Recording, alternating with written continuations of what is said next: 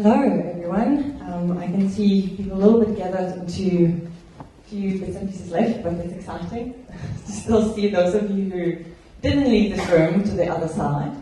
And I just wanted to ask you, just so that we can start a little bit on a funny, more exciting space, is that those of you who have those tables in front of you, can you just search underneath if there is a little, maybe something like a business card stuck to this table from the bottom?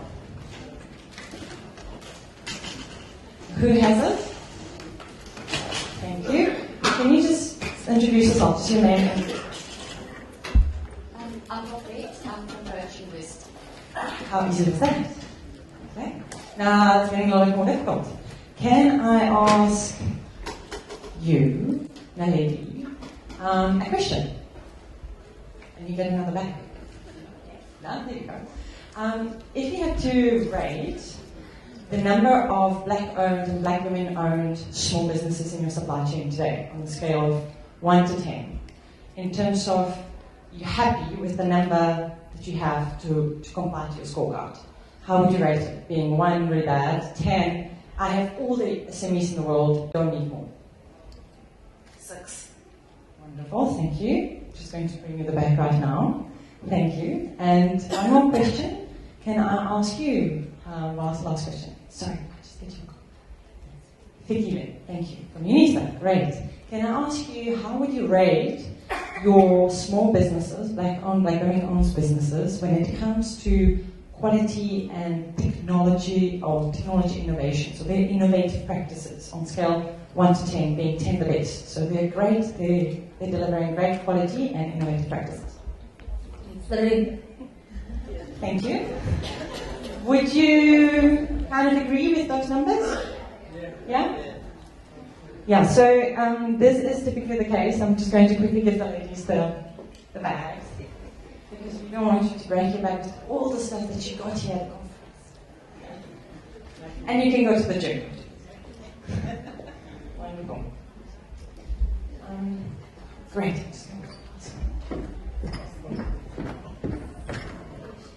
So now in the clicker, right here. So before we go beyond the compliance, I'm just going to start with the compliance quickly.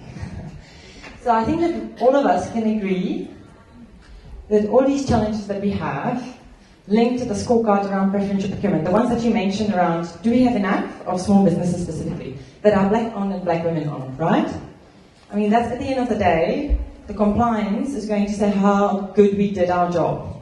And the biggest issue that companies have typically is obviously in the area that leads to black-owned businesses and EMEs and QSCs. Now, anywhere in the world, when we talk about supply and development, we're talking about supplier centralization. Now, which is fantastic, because if you have 1,000 suppliers, you're going to cut it down to 200. How wonderful would that be, right? If you just need to deal with 200 companies, for example. Now, in South Africa, I love you folks, because you might have noticed my accent. I'm not from here. I had yesterday, we had a test in where I'm from. And few of the people got it, but essentially I love South Africa, because whatever you throw at, you somehow just punch back. You're like the most resilient nation in the whole world, okay? So, I always say what's happening here on a Monday is like what's happening globally for a period of a year. It happens like on a Monday morning. So and because you're such a resilient folk, you obviously deal with, in terms of the codes and everything that is coming, and we have to transform this country, we're basically telling you, you know what, we know that you're busy, and we know that you already had another 3 jobs to do, because those don't exist anymore, that you now need to do. And now on top of it, feast must fall, so you don't have that much money anymore left. So I'm going to give you an extra job, basically. Just, you're going to grow your supply chain to include more EMEs and SMEs. And guess what? These are SMEs, so they have no idea about your procurement practices. So good luck, and whatever time you have today, get on with it, right? So in order for you not to get depressed, I love that again. South Africans, like, you know, they have the excitement, the chutzpah when they get up in the morning. So they said, we're not going to call it supplier multiplication, because you would cry yourself to sleep. But we're going to call it supplier rationalization. How beautiful. It's like more, like you can digest it, right? So, in any case, when you start talking about going beyond compliance, the journey to go beyond compliance, you need to actually start somewhere. And I always call it, it's always like packing a sleeping bag into a sack. Have you tried it, especially ladies? Okay, so this is basically what's happening. If you want to go beyond compliance, you need to take basically the compliance issues that you have, which is let's say the sleeping bag, and you have your corporate great big strategy, which is the small sack. And you basically try desperately, like, fit it into the sack. So that, and I don't know how you, like, especially ladies, but every time I pack sleeping bag, it's like, after 4 hours, and I go like, I want a marathon. It's tough to do it. So it's really a journey, and you need to be prepared for it, because you need to basically say, how can I actually achieve greater goals with what I'm doing, but within the parameters of compliance. So the key is actually, when you look at it further, is that where are we going exactly? And typically, obviously, practically, what you need to assess, firstly, is that how well you're doing in terms of procurement. Where are you sitting at the moment? How are you scoring? How much spend do you actually need to shift? And I think that often, we see companies having great ideas with what they want to do, but they actually don't have milestones, they don't know what they're measuring. They're trying to do something that is great, but they don't actually know whether they did a good job or a bad job. So if we look at practically, and I'm going to use one example from the mining space, and I'm going to just use some examples from the mining industry in terms of how we done that I think can relate perfectly into your environment in the university space. So firstly, typically you start obviously with great objectives around it. So once you do your preferential procurement analysis and you know how badly you're scoring around, especially the small business and spend with 51% plus black-owned businesses, then you obviously start understanding, okay, well, I have this spend, and now I need to shift to those small businesses. So I want to maximize my points. I want to obviously improve their performance, and that talks about innovation, technology, and other things. Integrate local suppliers into the supply chain, so that Mpho was already mentioning a lot around localization and how important that is. So that former minister as well, yesterday, talking about obviously localization together with Advocate, and incorporate new technologies to reduce costs in the long term. So that, I'm going to give you a few examples of how we've done it. Again, I mentioned that it's very important that you know what you're measuring and where you're going. If you don't do your preferential analysis straight up from the well, you actually don't know what you're shifting. And I find that that's the biggest challenge. So we knew exactly, for example, in that mining space, with the mining house, that we needed to shift 800 million in 10 months to black women-owned businesses. Now guess what? Out of the 800, we needed to shift another 300 in 10 months to local businesses. Okay?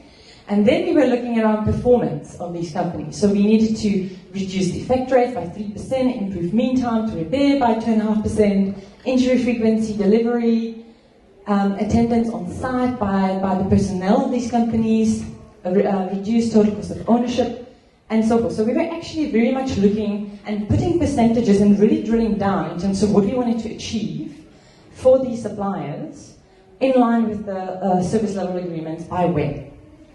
Increased spend with the local supplier, I mentioned that, and complete a proof of value, a proof of concept in 8 months through an Internet of Things technology firm, specifically linked to labor monitoring. So I'm going to share with you a few examples of that. Now, if you don't put measurements in place, and very, very clear measurements in terms of what you're doing, what you're shifting, how many companies, and monitoring it every single time. Have we shifted this? How many companies do we have now? How well they're performing against those targets? You're never going to get there. Essentially, it's going to look something like, well, then you can measure really anything. You might want to measure the number of people drowned by falling into the pool and correlate it with the number of films that Nicolas Cage appeared in. And there might be a small correlation, but who cares? So be really careful, guys. What is it that you're measuring, and what is it that you're benchmarking it against? Okay? So these are really key things. Measuring it, make sure that your output is very clear so that you can relate to it. So when we were dealing with the number of, we needed to increase the suppliers, local and so forth, technology was discussed today very much, and I'm really excited because I'm going to share with you those two examples that actually relate to technology. So firstly, what we incorporated is a business-to-business trading platform. So it actually allowed companies, SMEs, to register onto the platform, portal, profiles themselves, really clear stating what they're doing and which category they can supply with, and we force them to choose one. Because you know, if you ask anyone what do you do, they tell you, what do you want us to do? Anything. So we force them very clearly to say, no, this is choose one, and they would be very clearly linked to that one. This is another example in terms of how it looks like. So it's an online platform that is actually available as well for the SMEs on their tablet phones, wherever they can access it. And they can actually get access to latest opportunities that were issued by the mines, and the mines could see the companies that were actually added onto the platform. Now this is exciting, because I'll tell you what's exactly happening in your universities, because I've spoken to a lot of you since yesterday. And you have the same problem that the mines had. The problems with the mines was procurement was tearing their hair out because the mine manager and the end user on site were doing their own thing. So, and there's no chance they could actually convince them otherwise. There was no chance that they could convince the mine manager to change the suppliers that they were dealing with for 20 years. Now imagine that miners are very like, they're engineer-like. Now in your case, it's even more exciting because you have all these professors. Well, good luck to try to rein them in. At least the engineers, they were having some outputs there that they wanted to, talk to. Your professors will probably say, well, I don't care, I want to do this, and who cares, right? So, so you have an even more difficult job. But it was very much possible to do. If it was possible to do in the mining space, I really believe that it's something that can be done in the education space as well. So what it actually forced people, it forced everyone to come to one place. So even that doesn't matter whether you have a campus here, there, or everywhere else. They could actually clearly choose who they want to post the opportunity, or who they want to either immediately buy from, or if they wanted to actually post an opportunity. So there's a business directory, it was clearly vetted, which is also exciting for them. They could see actually one buyer making, whoops. So do you want to help me? Up again?